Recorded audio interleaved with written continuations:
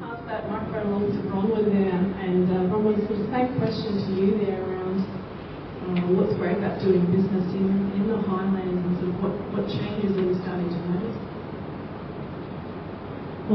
The changes that I'm seeing, again, what he said, COVID has changed everything.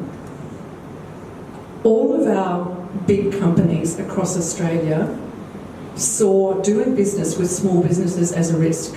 You're too small, you might not be able to supply, you might go broke, blah, blah, blah, blah, blah. So they built these massive, long, complicated international supply chains. Then, of course, COVID came along and the plane stopped and the train stopped and the people stopped and all of the supply chains just fell apart. And for the first time since World War II, Australians were faced with food insecurity.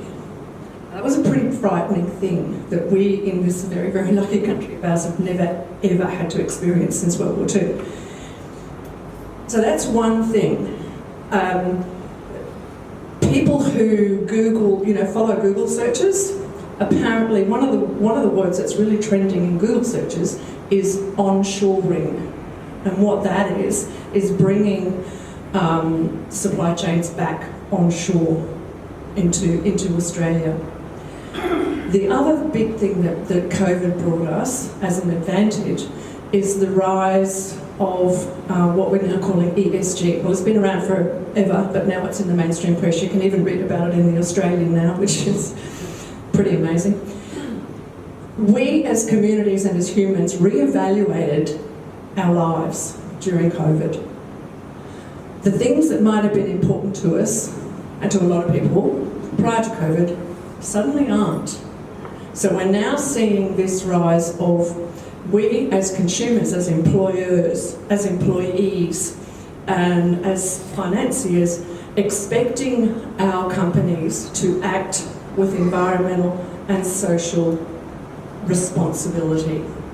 So part of that is engaging with communities.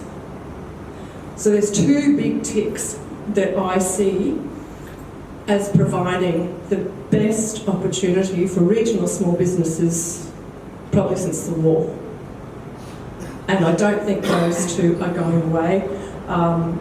We're seeing it every single day in the papers where, another company's been called out for unethical behaviour.